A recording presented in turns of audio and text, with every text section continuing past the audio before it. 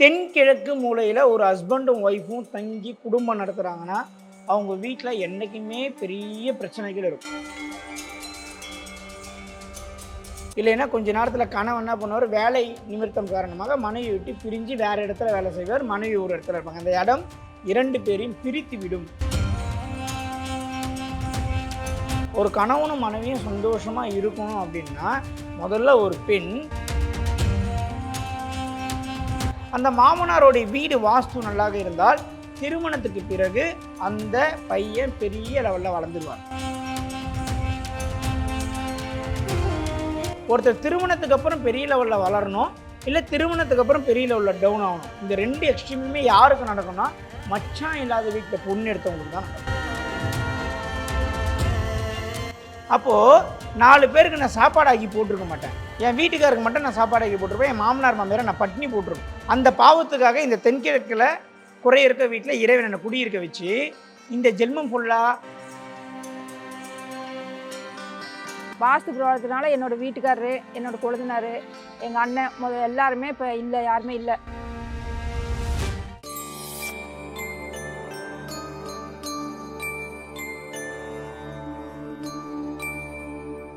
உண்மை தானே, நீங்கள் அதில் கை தேர்ந்தவர்.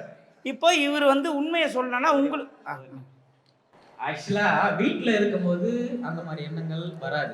நான் இருந்த அந்த வடமேற்கு வாயு மூலம் அந்த நல்லா பாயிண்ட்டை கேட்டுக்குங்க, அந்த எண்ணங்கள் நல்ல பாயிண்ட்டை கேட்டுக்குங்க.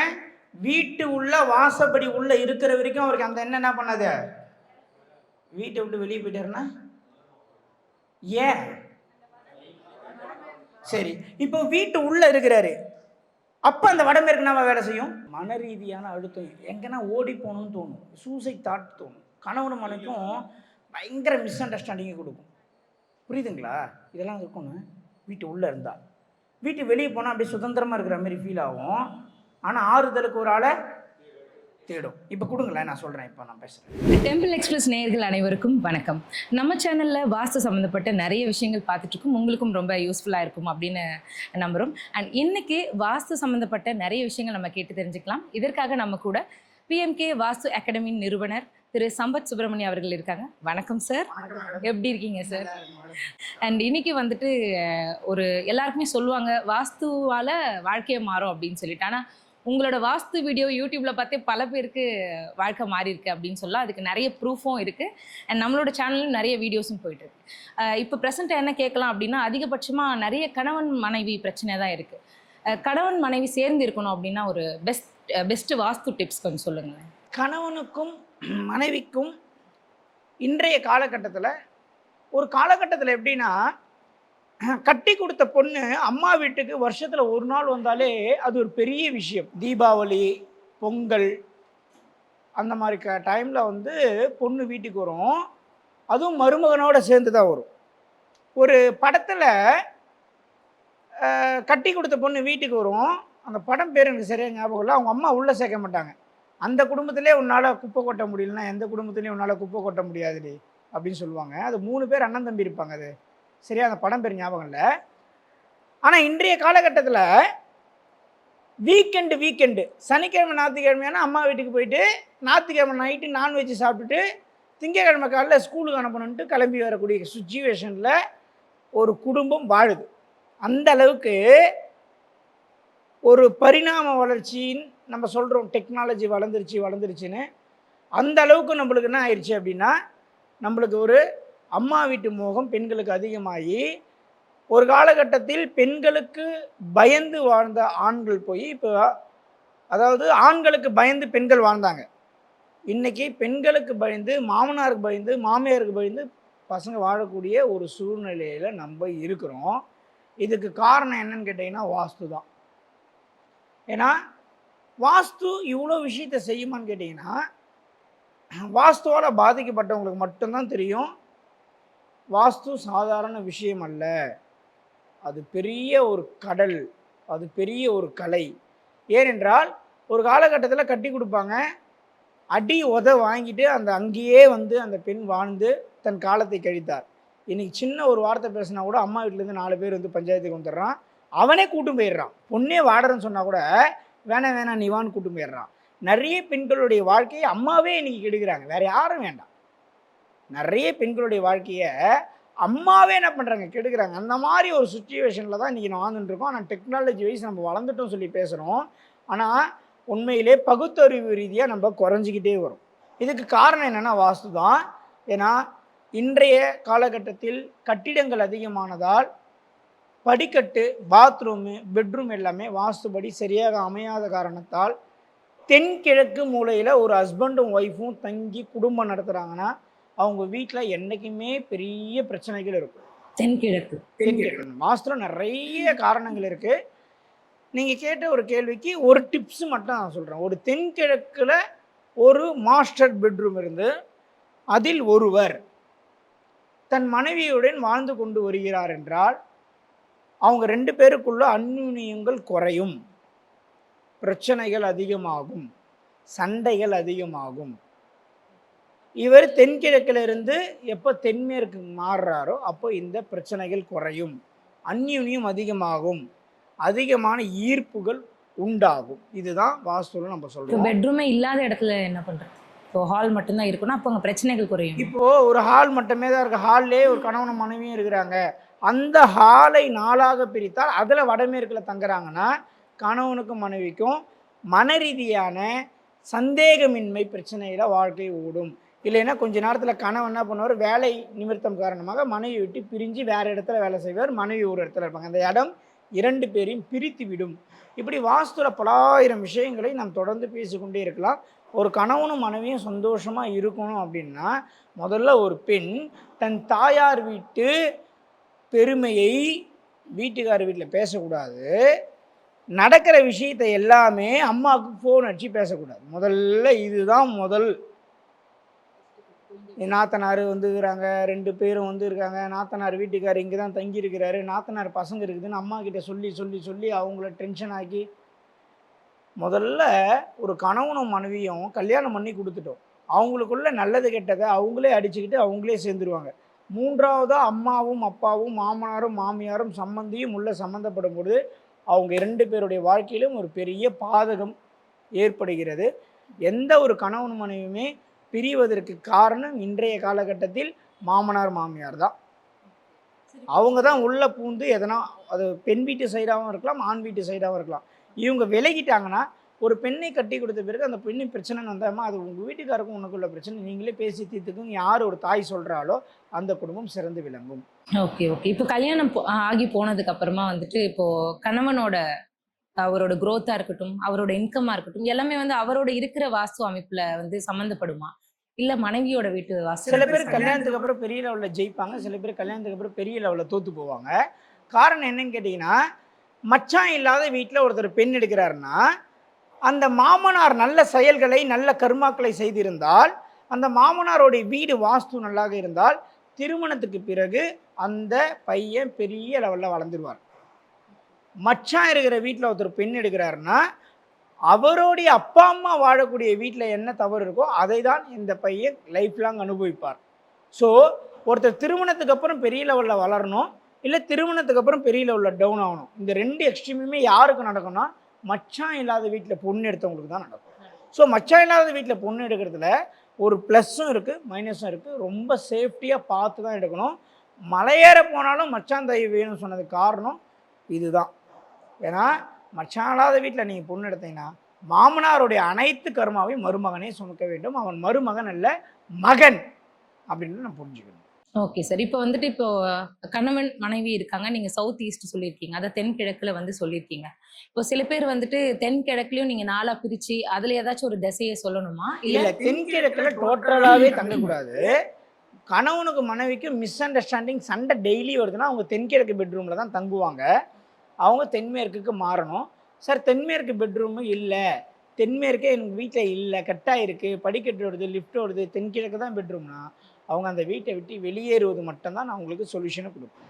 வேற எந்த ஒரு சொல்யூஷனும் எந்த பூஜை புனஸ்காரம், எந்த மாய மந்திரம் தந்திரம் எதுவும் வேலை செய்யாது. வாஸ்துவை பொறுத்த வரைக்கும் பியூர்லி சயின்ஸ். தென்கிழக்கில் தங்கினால் பிரச்சனைகள் உண்டு. Okay sir. இப்போ வந்து ஹஸ்பண்ட் அண்ட் ஒய்ஃப் பார்த்தாச்சு. ஒரு சில பேர் வந்துட்டு வீட்டில் நல்லா சரியா பேச மாட்டாங்க, அதே கப்புள்ஸ் வெளியில போனா நல்லா பேசுவாங்க. நீங்க சொல்ற அந்த வாஸ்து அமைப்பு இதுக்கு காரணமா இருக்கு. அந்த வீட்டுக்குள்ள நுழைஞ்சவொடனே 2 பேருக்கும் சண்டை வரும், வெளியே வந்தால் நல்லா இருப்பாங்க. அந்த வீட்டில் வடமேற்கு கம்ப்ளைண்ட் இருக்கும். ஸோ வீட்டுக்குள்ளே போனாலே 2 பேரும் பிரிவாங்க.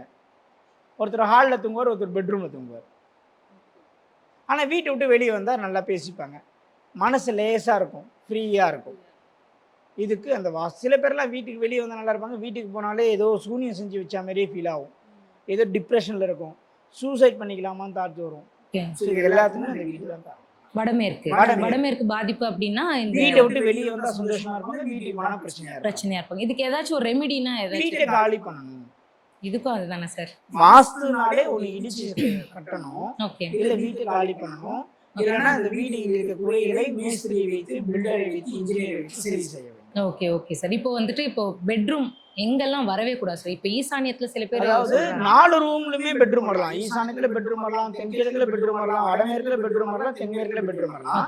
ஆனா அந்தந்த பெட்ரூம்ல யார் தங்க வேண்டும் என்பதை நாம் முதல்ல தெரிஞ்சுக்கணும். ஈசானியத்துல பெட்ரூம் வரலாம். ஈசானியத்துல பெட்ரூம்ல குழந்தைங்களை படுக்க வைக்கலாம். ஓகே. ஒரு குழந்தை 5வது படிக்குது, 6வது படிக்குது, 10வது படிக்குது, ஈசானியத்துல தங்க வைத்தா நல்லா படிக்கும் அந்த குழந்தை. ஸோ மைண்டு நல்லா ஃப்ரீயா இருக்கும். தென்மேற்குல கணவனும் மனைவியும் தான் தங்கணும். ஈசானியத்தில் குழந்தைங்க தங்கலாம். அந்த குழந்தைய வளர்ந்து கல்யாணம் ஆகிற வயசுக்கு வந்துச்சுன்னா அது ஒரு தென்மேற்குக்கு போயிடணும். ஏஜ் அட்டன் பண்ணதுக்கு அப்புறமா சொல்றீங்க? அது திருமணம் ஆன பிறகு ஒரு வீட்டில் அப்பா அம்மா, ஒரு பையன் மனைவி, ஒரு மாஸ்டர் பெட்ரூம் தென்மேற்கு தான் இருக்கு. இப்போ அப்பா அம்மா தங்கணுமா பையன் தங்கணுமா அப்படின்னு ஒரு கேள்வி வருதுன்னா, அப்பா அம்மா பெட்ரூம்ல தங்குறாங்க தென்மேற்குல, பையனும் மருமகளும் வடமேற்குல தங்குறாங்கன்னு வைங்க. அப்பா அம்மா நல்லா அண்டர்ஸ்டாண்டிங்காக இருப்பாங்க, பையனும் மருமகளும் சண்டை போட்டுட்டு இருப்பாங்க. Okay okay okay. சில வீட்ல அந்த பிரச்சனைகள் இருக்கும்போது இதை ரிலேட் பண்ணிக்கலாம். இதுதான் அங்க ரிலேட் ஆகும். இப்ப பையனும் மருமகளும் தென்மேற்குக்கு போயிட்டாங்க, மாமனார் மாமியாரும் வடமேற்கு கொண்டாங்கன்னா மாமியாருக்கும் மாமனாருக்கும் பிரிவுகள் வரும். பசங்க 2 பேரும் என்ன சொல்லுவாங்க, எங்க அப்பா தொல்லை தாங்கவே முடியல, டெய்லி வீட்டுக்கு போனா ஒரே சண்டையாகுதுன்னு. பையனை வடமேற்கு ரூம்ல போட்டு மாமனார் மாமியாரும் தென்மேற்குல இருக்காங்கன்னு ஐயா, அடனாப்பா கல்யாணம் பண்ணதுலேருந்து ஒரே அந்த பொண்ணு தெரியாத போய் குடும்பத்தில் பொண்ணு எடுத்துட்டா ஒரே சண்டை பண்ணுவேன். அப்போ இதுக்கு ஒரு தீர்வு என்னன்னா, ஒரு உரையில் ஒரு கத்தி தான் இருக்கணும். ஒன்று மாமனார் மாமியார் தென்மேற்குல இருந்தால் மாடி மேலே ரூமை கட்டி தென்மேற்குல ஒரு ரூமை போட்டு பெட்ரூமை போட்டு பசனை மேலே அமைச்சிடணும். இல்லை 2 பேரும் பிரிஞ்சிடணும். என்ன சார் பையனை அம்மா அப்பாவை பிரிய சொல்கிறீங்களே, பாவமா? பாவம்லாம் கிடையாது. 2 பேரும் 2 தென்மேற்குக்கு போயிடுங்க, நல்லா இருப்பீங்க. ஓகே. இப்போ ஈசானியத்துல வந்துட்டு நீங்க தலைப்பகுதி அப்படின்னு சொல்றீங்க. வீடை பொறுத்த வரைக்கும் ஈசானியம் வந்து தலைப்பகுதின்னு சொல்றீங்க. அந்த இடத்த காலியா விடணும்ன்றீங்க. அப்போ அந்த இடத்துல பெட்ரூம் வந்து சின்ன பசங்களுக்கு இருந்து அவங்களுக்கு ஏதாச்சும் அஃபெக்ட் ஆகும்? சின்ன பசங்க தாராளமாக ஈசானியத்தில் வளரலாம். ஈசானியம் என்பது வளரக்கூடிய இடம், நீர் பகுதி, நல்லா இருக்கும், குழந்தைங்களுக்கு அஃபெக்ட் ஆகாது. திருமணமான தம்பதிங்க தான் அங்க ஒண்ணு சேரக்கூடாது. இப்போ பெஸ்ட் பிளேஸ் டு லேர்ன் அப்படின்னா வீட்டுல ஒரு படிக்கணும் அப்படின்னு பசங்கன்னா ஈசானியத்துல உட்காந்து படிக்கலாம், நார்த் ஃபேஸிங் பார்த்து படிக்கலாம். எப்பொழுதுமே வாஸ்து என்பது நீங்கள் என்ன தான் வாஸ்துவே தெரிஞ்சிருந்தாலும், இப்போது ஊருக்கே நியூமராலஜி சொல்லுவார், அவங்க பையனுக்கு நியூமராலஜி படி கரெக்டாக ஒரு பேர் வச்சிருக்க மாட்டார். ஊருக்கே வண்டி ரிப்பேர் பண்ணுவார், மெக்கானிக் வந்து என்ன பண்ணுவார்னா ஒரு ஓட்ட வண்டியில் வீட்டுக்கு போவார்.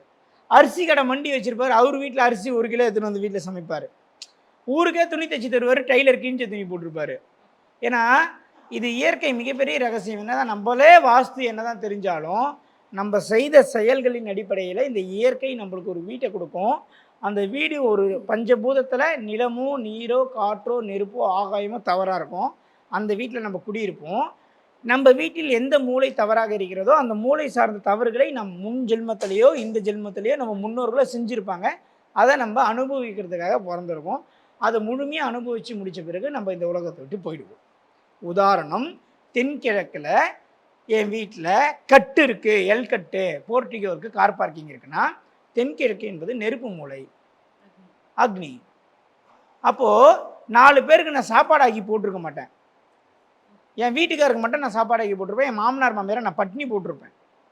அந்த பாவத்துக்காக இந்த தென்கிழக்கில் குறை இருக்க வீட்டில் இறைவன் என்னை குடியிருக்க வச்சு இந்த ஜென்மம் ஃபுல்லாக எத்தவங்களுக்கு சாப்பாடு ஆக்கி போகிறதே என் வேலையாக போய் என் வாழ்க்கையே முடிஞ்சிடும். ஓகே, மேபி அவங்க ஒரு குக்காக இருப்பாங்க, அவங்க ஒரு வீட்டு வேலை செய்யக்கூடிய பெண்மணியாக இருப்பாங்க. காலையில் எழுந்தால் ஓனர் வீட்டுக்கு போய் சமைச்சு வச்சுட்டு நைட்டு தான் வருவாங்க. தான் வீட்டில் தான் கணவர் கூட சமைச்சு போட முடியாது. ஏன்னா நீ என்ன தவறு செய்கிறாயோ அந்த தவறுக்கு உண்டான தண்டனையை இந்த இயற்கை சரியாக கொடுக்கும்.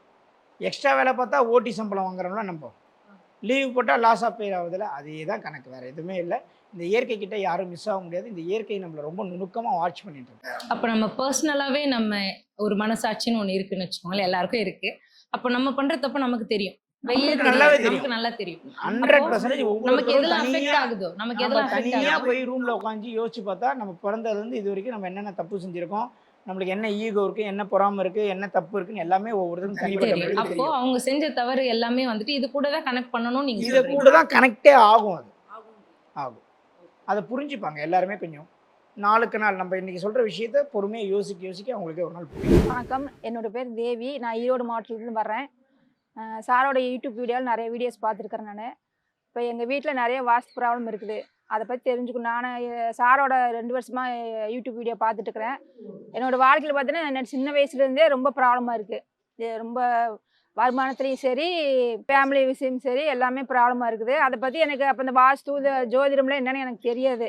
இப்போ ரீசெண்டாக இந்த 1.5 வருஷமாக தான் அந்த யூடியூப் வீடியோவில் சாரோடதை பார்த்துட்டு இருந்து, சரி அந்த வாஸ்து உண்மையாக இருக்குமோ அப்படின்னு சொல்லி நானும் இப்போ ஒரு வீடியோ பார்த்து அது அவர் சொல்கிற விஷயம் எல்லாமே எங்கள் வீட்டில் நான் மேட்ச் ஆகுது. வாடகை வீட்டில் தான் நாங்கள் இருந்தோம். இப்போ வீடு கட்டி நாங்கள் 4 வருஷம், சொந்த வீடு கட்டி 4 வருஷம் ஆயிடுச்சு. ஆனால் அதில் பார்த்திங்கன்னா நிறைய மிஸ்டேக் இருக்குது. எனக்கு அப்போல்லாம் தெரியாது வாஸ்து பற்றி. அதனால் இது முதலே தெரிஞ்சு நான் கரெக்ஷன் பண்ணியிருப்பேன். ஆனால் இப்போ வந்துட்டு இப்போ எங்கள் பையனுக்கு வந்து ரொம்பவுமே ப்ராப்ளமாக இருக்குது. இப்போ அந்த வாஸ்து ப்ராப்ளத்தினால என்னோடய வீட்டுக்காரரு, என்னோடய கொழுந்தனார், எங்கள் அண்ணன் எல்லாருமே இப்போ இல்லை, யாருமே இல்லை. வாஸ்து ப்ராப்ளத்தினால கொஞ்சம் இதாக இருக்குது. இப்போ அப்பாவும் இல்லை. இப்போ எங்கள் பையன் மட்டும்தான் இருக்கிறான் எங்க கூட. அதனால் அவனுக்கும் பிரச்சனையாக இருக்குது. வடகிழக்கு, வடமேற்கு பிரச்சனை, கிழக்கு, இது எல்லாமே ப்ராப்ளமாக இருக்குது. நீங்கள் சொல்லும்போது இப்போ சில பேர் ஜாதகம் பார்த்துருப்பாங்க, சில பேர் ஏதாவது குலதெய்வம் குத்தம்னு சொல்லியிருப்பாங்க. ஏன் குறிப்பாக வாட்ச் சூஸ் பண்ணீங்க? ஏன்னா அது வந்து நிரந்தரமான தீர்வு கிடையாது. ஜோதிடங்கிறது வாஸ்துல மாற்றம் பண்ணால் மட்டும்தான் இதுக்கு வந்து நிரந்தரமான தீர்வு இருக்குது. அது முடிவு பண்ணீங்க வாஸ்து தான் இருக்கும் அப்படின்னு முடிவு பண்ணீங்க? ஏன்னா நான் வந்துட்டு என்னோட சுற்றி இருக்கிறவங்களோட நிறைய வீட்டை பார்த்துருக்குறேன். அவங்கள எல்லாமே அவர் சார் சொன்ன மாதிரி கண்டிப்பாக மேட்ச் ஆகுது. எங்கள் வீட்டில் அதே மேட்ச் ஆகுது. வடகிழக்கு எங்களுக்கு கோஸ் மனையாக இருக்குது. அப்புறம் மாடிப்பாடி இது பாத்ரூம் இருக்குது வடகிழக்கில். அதனால் எங்கள் பையனுக்கு வந்து இப்போ வேலையும் போயிடுச்சு. இப்போ ரீசெண்டாக 2 மாதத்துக்கு முன்னாடி அடிபட்டு, கையில் அடிபட்டு ஆப்ரேஷன் பண்ணியிருக்குது. அது இப்போ வேலைக்கு வந்து ட்ரை பண்ணி இப்போ நான் போக முடியல. என் பையனால் இப்போ 8 மாதம் ஆச்சு வேலைக்கு போய்.